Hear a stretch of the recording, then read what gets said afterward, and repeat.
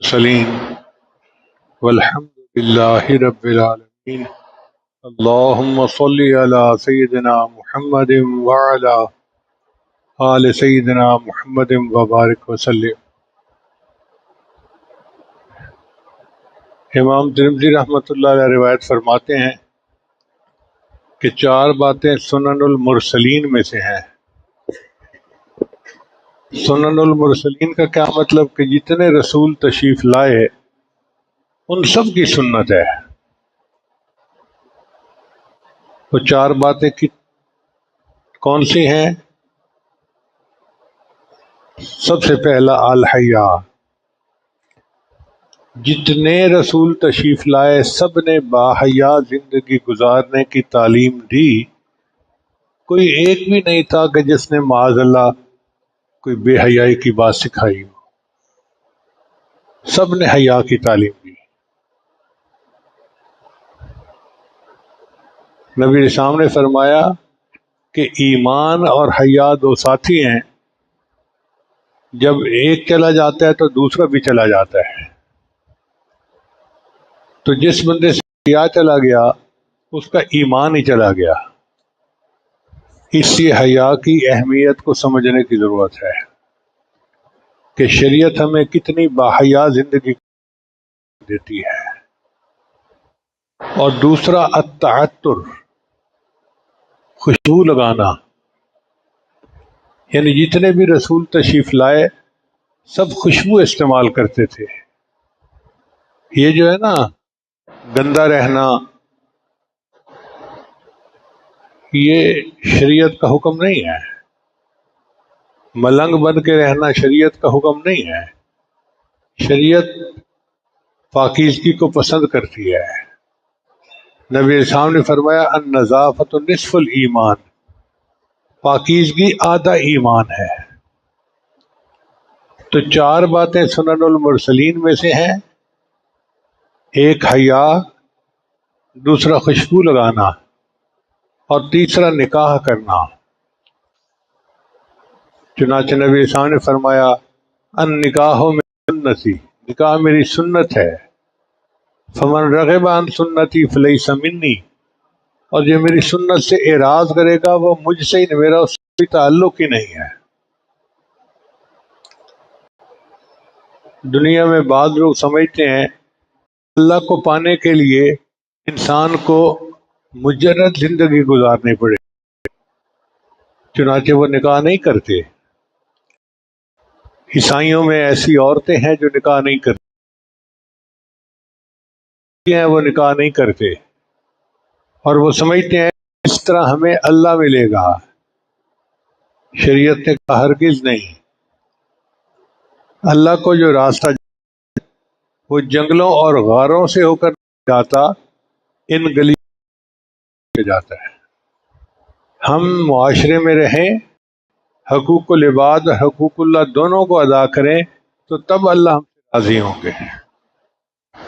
تو 4 باتیں جو یاد رکھنے کے قابل ہیں سنن المرسلین میں، ایک ہے حیا، دوسرا ہے خوشبو کا استعمال، تیسرا ہے نکاح، اور چوتھا ہے السواک، مسواک کرنا۔ یہ ایک ایسی سنت ہے کہ سب رسولوں نے اس پر عمل کیا، اور یہ ہمارے آقا حضرت محمد مصطفیٰ احمد مجتبیٰ صلی اللہ علیہ وسلم کی بھی مبارک سنت ہے۔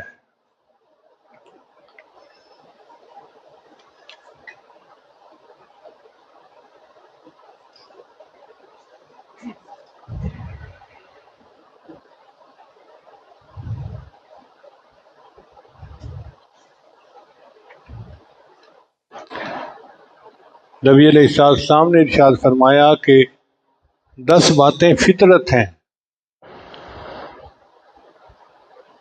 یعنی عقل سلیم بھی بتاتی ہے کہ وہ باتیں کرنی انسان کے لیے بہتر ہیں۔ پہلی بات، مونچھیں کاٹنا۔ بعض لوگوں نے بلا وجہ بڑی بڑی مونچھیں بڑھائی ہوتی ہیں، وہ کھانے پینے میں بھی ان کے لیے مشکل پیش کر دیتی ہیں، اور اس کو لوگ مردان کی سمجھتے ہیں، تو بیوقوفی کی بات ہے۔ تو مونچھوں کو کٹوانا چاہیے، چھوٹا رکھنا چاہیے، یہ نبی علیہ السلام کی سنت ہے۔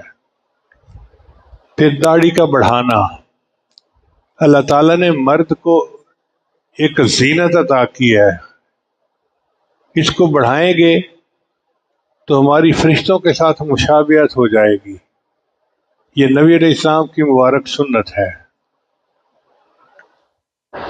تیسرا ہے مسواک کرنا، پھر چوتھا ہے، پانچواں ہے ناک میں پانی ڈالنا۔ اب عام لوگ تو ناک میں پانی نہیں ڈالتے، آتی ہے جب انسان وضو کرتا ہے نماز۔ چھٹا ہے ناخن کاٹنا، یہ ناخن کاٹنا بھی فطرت ہے اور نبی علیہ السلام کی مبارک سنت۔ پھر آٹھواں ہے جوڑوں کا دھونا، ہمارے جسم کے جو جوڑ ہیں ہم ان کو دھوئیں۔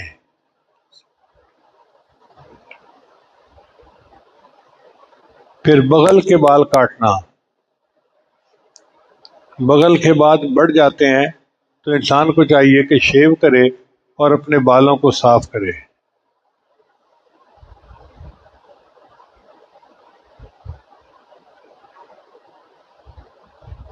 پھر نواں ہے ناف کے نیچے جو بال ہیں ان کو بھی صاف کرے۔ اور دسواں ہے استنجا کا کرنا، تو اگر انسان واش روم میں فراغت استعمال کرے تو پہلے ٹوائلٹ پیپر استعمال کرے۔ جس زمانے میں ٹوائلٹ پیپر نہیں تھا تو وہ مٹی استعمال کرتے تھے، اس لیے 1400 سال پہلے نبی علیہ السلام نے مٹی استعمال کرنے کی تعلیم دی۔ آج کل چونکہ ٹوائلٹ پیپر آسانی سے اویلیبل ہیں تو ٹوائلٹ استعمال کرے، پھر اس کے بعد پانی سے استنجا کرے، یہ 10 باتیں فطرت میں سے ہیں۔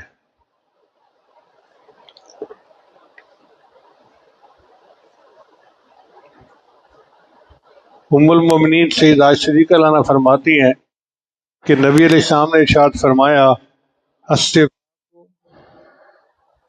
مطہرۃ للفم مرضات للرب، مسواک منہ کی پاکیزگی اور اللہ تعالیٰ کی رضا جوئی کا سبب ہے۔ یعنی جو بندہ مسواک کرتا ہے منہ صاف ہو جاتا ہے اور اللہ راضی ہو جاتے ہیں۔ اب آپ بتائیے کہ اتنی چھوٹی سی بات پہ اگر اللہ راضی ہوتے ہیں تو ہمیں کتنے اہتمام سے مسواک کرنے کی ضرورت ہے۔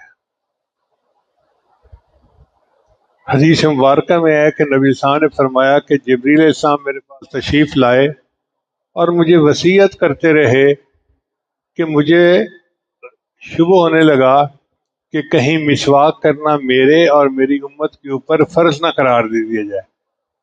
یعنی اتنی تاکید کی جبریل علیہ السلام نے کہ نبی علیہ السلام کو یہ خدشہ ہوا کہ کہیں یہ مسواک کا کرنا میری امت پر فرض نہ قرار دیا جائے۔ ابو ہریرہ نے روایت کرتے ہیں کہ نبی صلی اللہ علیہ وسلم نے فرمایا، لولا ان اشق علی امتی لامرتہم بالسواک عند کل صلاۃ، اگر مجھے اپنی امت کے اوپر بوجھ کا ڈر نہ ہوتا تو میں حکم دیتا کہ ہر نماز کے لیے مسواک کریں۔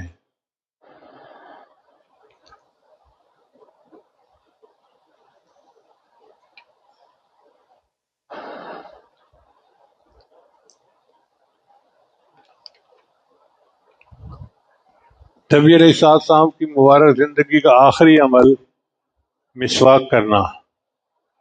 سیدہ صدیقہ عنہا فرماتی ہیں کہ نبی علیہ السلام پر بخار کا غلبہ تھا جب آپ نے پردہ فرمانا تھا، اس وقت کی بات ہے، اور آپ کے اوپر بہت کمزوری تھی اور آپ میری گود میں سر رکھ کے آرام فرما رہے تھے۔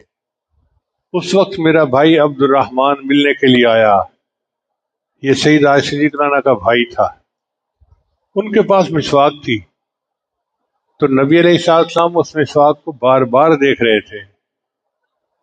اب بیوی رازدان ہوتی ہے، وہ کہتی ہیں کہ میں فوراً سمجھ گئی کہ نبی علیہ السلام مسواک کرنا چاہتے ہیں، تو میں نے پوچھا، اے اللہ کے حبیب صلی اللہ علیہ وسلم، آپ مسواک کرنا چاہتے ہیں؟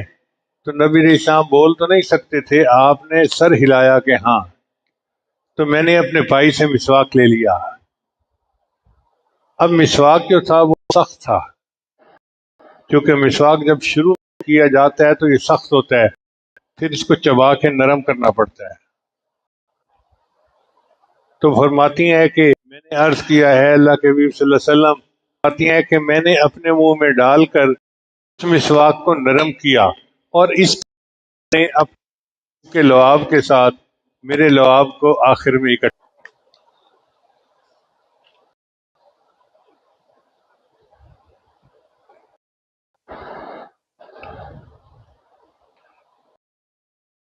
ارشاد فرماتے ہیں، نہیں، انس رضی اللہ عنہ روایت کرتے ہیں کہ نبی علیہ السلام جب رات ہوتے تو آپ کے پاس 3 چیزیں ہوتی تھیں، مسواک اور کنگھی۔ گویا آپ صلی اللہ علیہ وسلم کے ساتھ ہر وقت کا ایک معمول تھا۔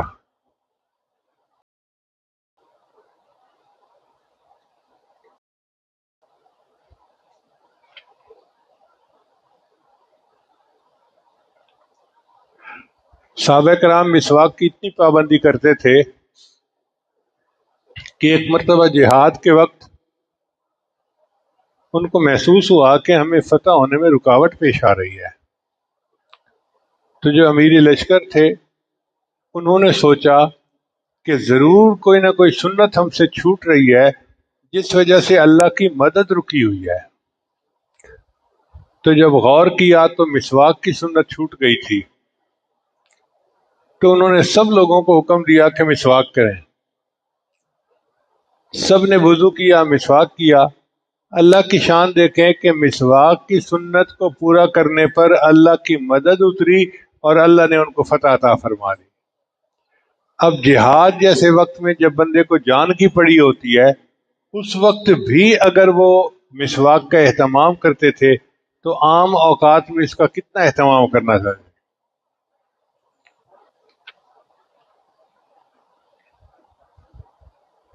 پھر کنز المال کی روایت ہے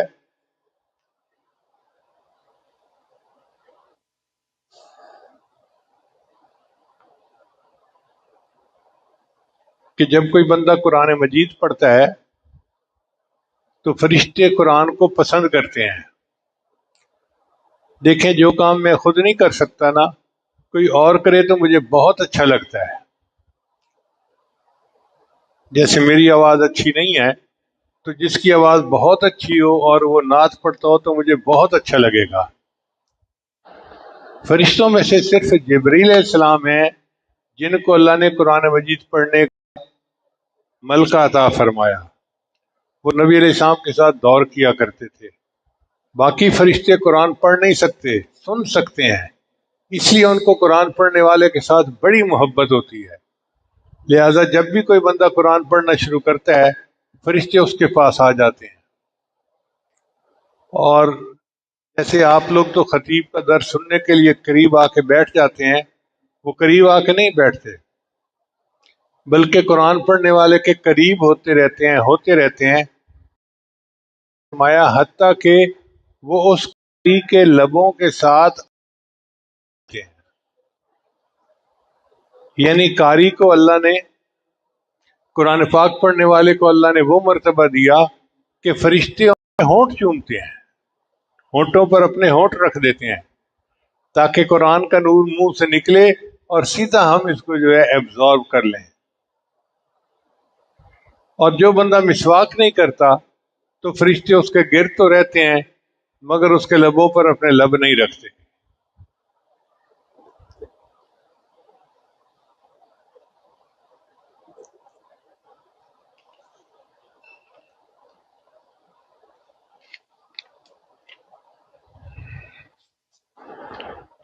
طلباء اور طالبات کے لیے ایک بہت ہی عمدہ بات ہے۔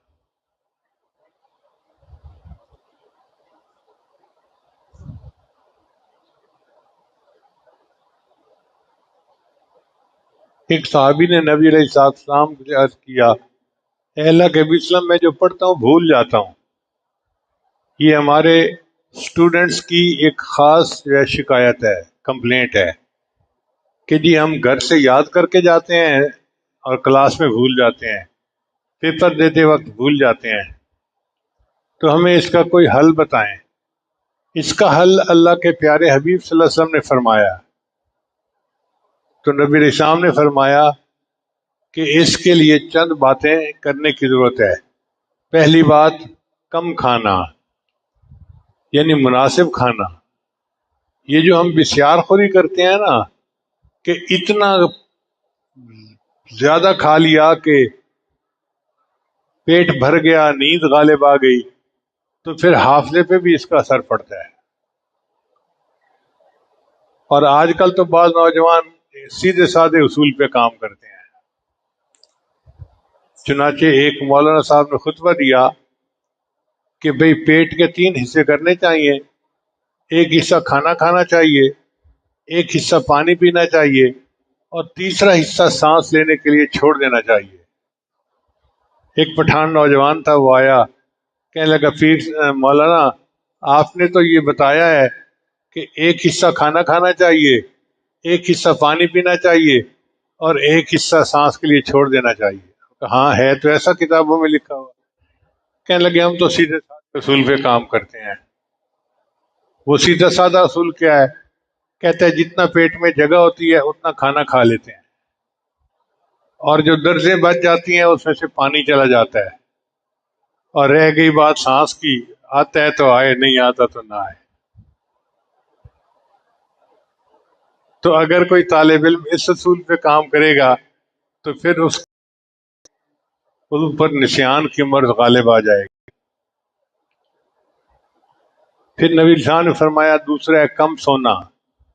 7 گھنٹے نیند علماء کہتے ہیں کہ انسان کی ضرورت ہے، ایک صحت مند انسان کی۔ اس سے کم سونا بھی نقصان دہ، اس سے زیادہ سونا بھی نقصان دہ۔ تو ہمیں چاہیے کہ ہم 6-7 گھنٹے سونے کی عادت بنائیں، اور جو لمبا سونا ہوتا ہے نا، جم کے سونا، اس کو چھوڑ دیں۔ طلباء ماشاءاللہ سونے کا مقابلہ کرتے ہیں ایک دوسرے کے ساتھ۔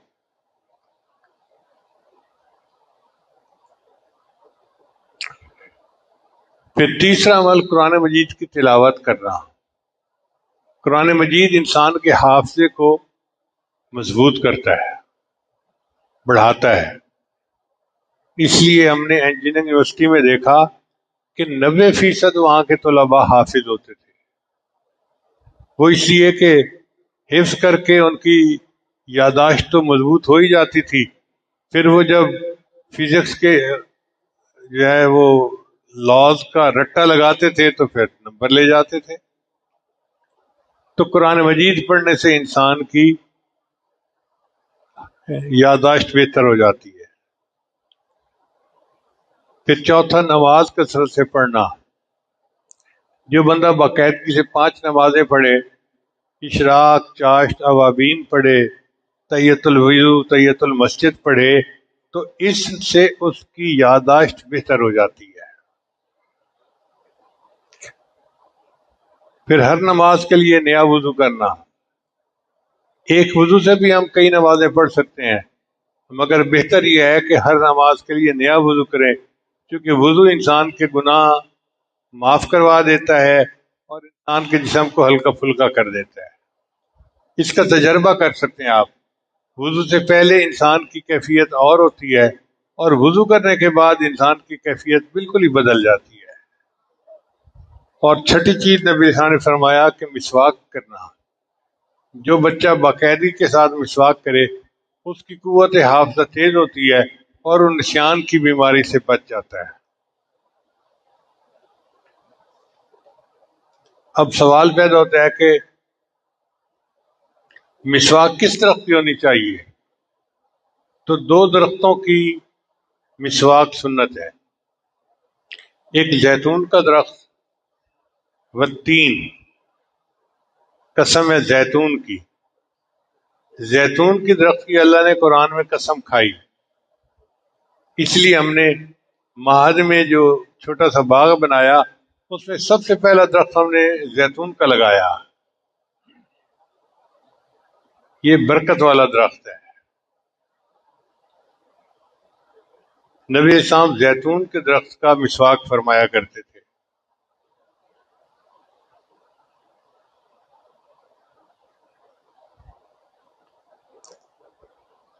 اور دوسرا ہے پیلو.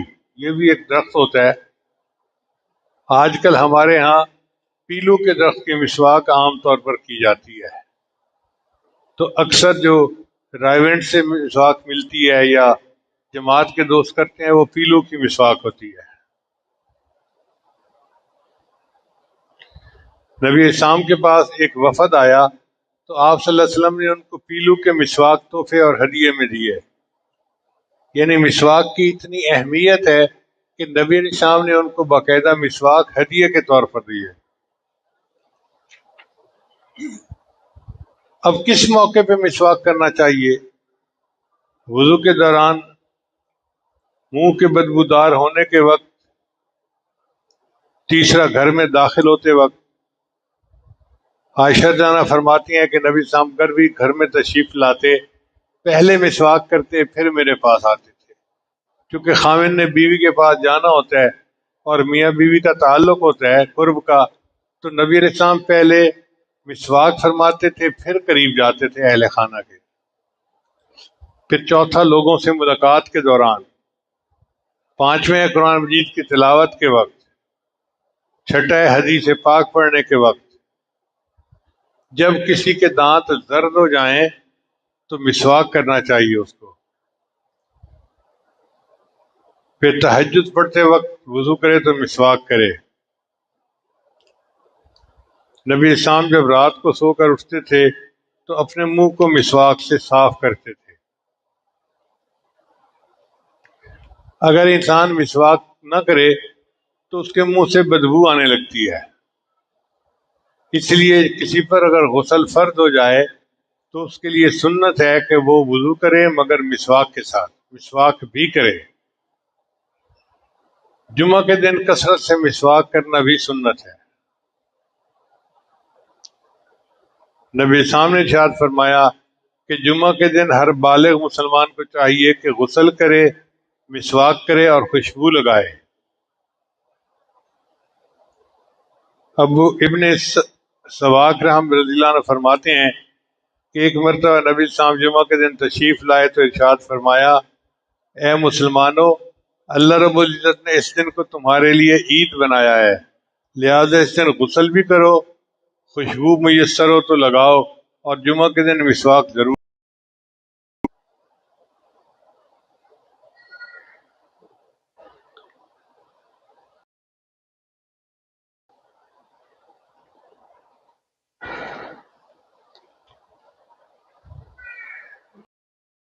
مسواک کرنے کے ہاتھ سے پکڑے،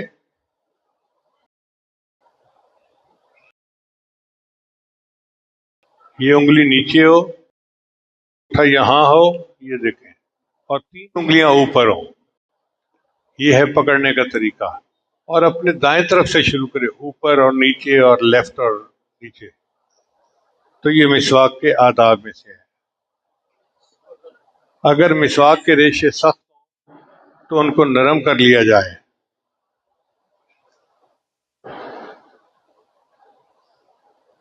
بڑے سے بڑا مسواک اتنا ہونا چاہیے، اور چھوٹا پھر جتنا بھی ہو جائے اس کو کر سکتے ہیں. اگر کبھی انسان کے پاس مسواک نہ ہو اور وضو کرنا پڑے تو انگلی سے اپنے منہ کو صاف کر لے. دوسرے بندے کی مسواک کو بلا اجازت استعمال نہیں کرنا چاہیے، اور اگر کوئی اجازت دے تو اس کو دھو کر استعمال کرے.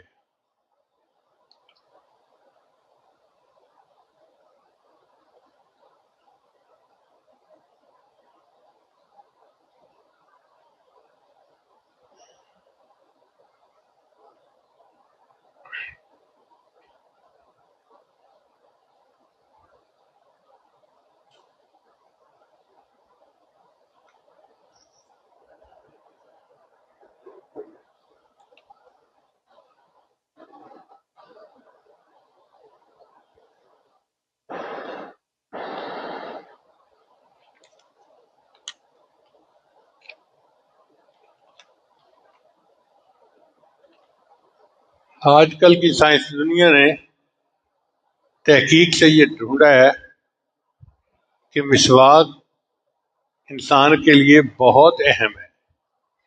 اس لیے یورپ امریکہ میں چھوٹے بچے کو اسکول سے اس کی پابندی کی تعلیم دی جاتی ہے۔ مائیں اپنے چھوٹے بچوں کو بھی مسواک کرنا سکھاتی ہیں۔ پہلے زمانے میں مسواک ہوتا تھا، آج اس کا سبسٹیٹیوٹ ٹوتھ پیسٹ بن گئی ہے اور برش بن گیا ہے۔ چنانچہ ہر بچے کو ٹوتھ پیسٹ اور برش کرنے کی تعلیم دینی چاہیے۔ ہمارے مسلمانوں کے گھروں میں اس چیز میں بہت سستی کرتے ہیں، اسی لیے پھر اکثر بچے دانتوں کی بیماریوں کا شکار ہوتے ہیں۔ منہ سے بدبو آنا تو ایک بات ہے، دانت خراب ہو جاتے ہیں، کیویٹیز بن جاتی ہیں۔ یہ جو دانت میں کیویٹی بنتی ہے نا، سوراخ بنتے ہیں، یہ بیکٹیریا کی کمین گاہیں ہوتی ہیں۔ آپ سمجھیں کہ اربوں کے حساب سے بیکٹیریا اس کے اندر پناہ لیا ہوا ہوتا ہے، اور جب بندہ کوئی کھانا کھاتا ہے تو وہ نقصان دہ بیکٹیریا انسان کے معدے میں چلا جاتا ہے اور بیماریوں کا سبب بنتا ہے۔ ہم پتہ نہیں کتنی بیماریوں کا علاج کرتے پھرتے ہیں اور بنیاد اس کی منہ کی صفائی نہ کرنا ہوتا ہے۔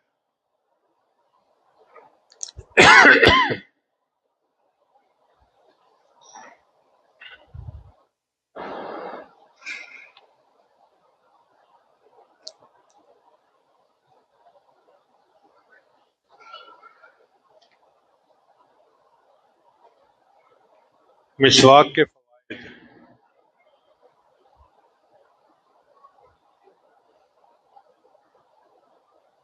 انہ شفاء لما دون الموت، نبی سامنے فرمایا کہ مسواک میں موت کے سوا ہر بیماری کی شفا موجود ہے۔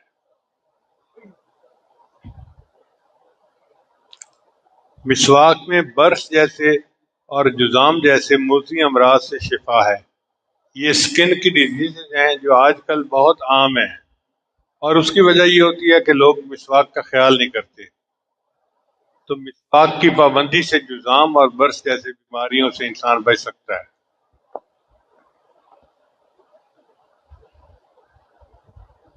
یبتئ بالسیب، جلدی بڑھاپا طاری نہیں کرتا۔ مسواک کرنے والا بندہ جوان رہتا ہے، اس پر جلدی بڑھاپا نہیں آتا۔ وَيُحِدُّ الْبَصَرَ، نظر کو تیز کر دیتا ہے۔ یسرع فی المشی علی الصراط، مسواک کرنا پل صراط کے اوپر چلنا آسان کر دیتا ہے۔ دنیا کے فائدے اپنی جگہ، اخروی فائدے دیکھیے کہ مسواک کی پابندی سے قیامت کے دن پل صراط پہ چلنا بندے کے لیے آسان ہوگا۔ مطہرۃ للفم، منہ کو صاف کر دیتا ہے۔ مرضات للرب، رب کو راضی کر دیتا ہے۔ مفرحۃ للملائکہ، فرشتوں کو خوش کر دیتا ہے۔ تبھی تو وہ منہ کے اوپر اپنا منہ رکھ دیتے ہیں، اس لیے کہ مسواک کرنے سے ان کو خوشی ہوتی ہے۔ محلات للبصر، آنکھوں میں جلا بخشتا ہے، چمک پیدا کرتا ہے۔ ایک ہے بینائی کا تیز ہونا، ایک ہے آنکھوں میں چمک کا ہونا، یہ الگ الگ چیزیں ہیں۔ تو مسواک سے یہ دونوں چیزیں حاصل ہو جاتی ہیں۔ پھر یذہب البخر، منہ کی بدبو ختم کر دیتا ہے۔ اب ینفع الحفر، دانتوں کی زردی دور کر دیتا ہے۔ ویبیض الاسنان، دانتوں کو سفید کر دیتا ہے۔ ویشد اللثہ، مسوڑے مضبوط کر دیتا ہے۔ ویقلم الطعام، کھانا ہضم کرتا ہے۔ ویقطع البلغم، بلغم دور کر دیتا ہے۔ ویضاعف الصلاۃ، اور نماز کے اجر کو کئی گنا کر دیتا ہے۔ مسواک کرنے سے انسان کی نماز کا اجر کئی گنا بڑھ جاتا ہے۔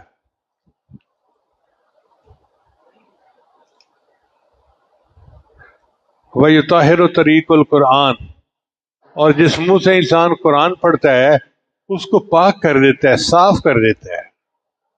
وَيَزِيدُ فِي الْفَصَاحَةِ، فصاحت و بلاغت کو زیادہ کر دیتا ہے۔ یعنی انسان جب بولتا ہے تو اس کی بات میں فصاحت اور بلاغت آ جاتی ہے اگر اس کا منہ صاف ہوتا ہے. وَيُقَوِّيُ الْمِعْدَةَ معدہ مضبوط ہو جاتا ہے. وَيُسْخِشُ الشَّيْطَانَ شیطان کو بڑا غصہ دلاتا ہے.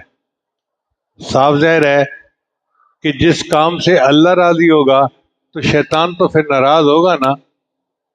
تو مسواک کرنے سے شیطان ناراض ہوتا ہے. آپ خوب اس کو ناراض کریں اور کہیں کہ میں نے تو مسواک کی پابندی کرنی ہے اور میں نے تیرا دل دکھانا ہے. تو اللہ کا دشمن ہے اور میرا بھی دشمن ہے، لہٰذا میں مسواک کروں گا، رب کو راضی کروں گا، اور تجھے غصہ آتا ہے تو آتا رہے، مجھے اس کی کوئی پرواہ نہیں. منہ سے جو انسان کے کڑوا پانی نکلتا ہے اس کو دور کر دیتا ہے، سر کی رگوں کو برقرار رکھتا ہے، معتدل کر دیتا ہے. وَيَنْدَفِعُ بِهِ وَوَجَعَ الْأَسْنَانِ اور دانتوں کے امراض اس سے ختم ہو جاتے ہیں. وَيُطَيِّبُ النِّكْحَ اور منہ کا ذائقہ بہتر ہو جاتا ہے. اور بِهِ تَطْمَئِنُّ الْقَلْبُ انسان کے دل کو سکون ملتا ہے.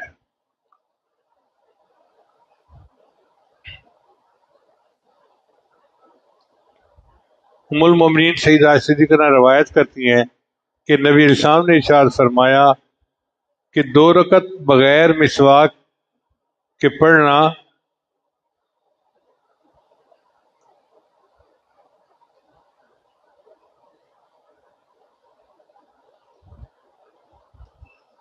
دو رکعت مسواک کے ساتھ پڑھنا 70 رکعت بغیر مسواک کے پڑھنے سے مجھے زیادہ عزیز ہے. یعنی بغیر مسواک کے آپ 70 رکعت پڑھیں تو وہ اجر نہیں ملے گا جو مسواک کر کے 2 رکعت پڑھنے پہ مل جائے گا.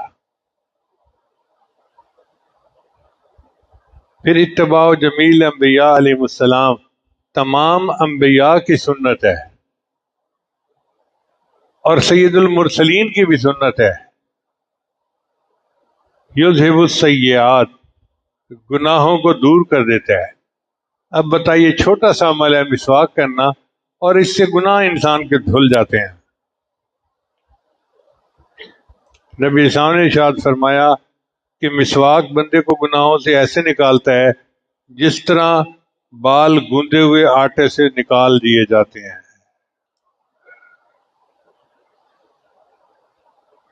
وَيَزِيدُ الْحَسَنَاتِ اور مسواک انسان کی نیکیوں کو بڑھا دیتا ہے. یُبْعِدُ الشیطان شیطان کو دور کر دیتا ہے. يُنْجِئُ من 72 بلا 72 بلاؤں سے انسان کو محفوظ کر دیتا ہے. اب آپ بتائیے کہ مسواک کا کرنا اتنا بڑا عمل ہے کہ 72 بلائیں انسان کے اوپر سے ٹل جاتی ہیں. یورث الغنا انسان کے اندر غنا پیدا کر دیتا ہے.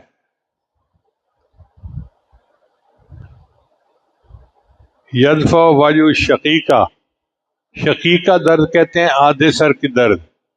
تو دانتوں کو صاف رکھنے سے انسان کے آدھے سر کی درد بھی ٹھیک ہو جاتی ہے. وَيُقَوِّيُ الْأَسْنَانِ دانتوں کو مضبوط کر دیتا ہے. یدفع عذاب القبر اور مسواک کرنے سے اللہ تعالیٰ قبر کے عذاب کو آسان فرما دیتے ہیں، معاف کر دیتے ہیں. یہ کتنی بڑی نعمت ہے کہ مسواک کرنے سے انسان قبر کے عذاب سے بچ جائے. اور ایک حدیث پاک میں ہے یزید حسن حور عین کہ مسواک کرنے سے جو حور جنت میں ملنی ہے اللہ اس کے حسن کو اور بڑھا دیتے ہیں. حوریں تو حسین ہی ہوتی ہیں لیکن جو مسواک پابندی سے کرے گا اللہ اس کے حور کے حسن کو اور زیادہ بڑھا دیں گے. اب نوجوانوں کو یہ بات بہت اچھی لگے گی کہ جی ایک تو حور ملے گی اور حور بھی وہ جو بڑی خوبصورت ہو. تو بھئی آپ دانت کا مسواک کر رہے ہیں اور اس کے بدلے آپ کی حور جو ہے وہ جنت میں بیوٹی پارلر میں بیٹھی اپنی خوبصورتی بڑھا رہی ہے.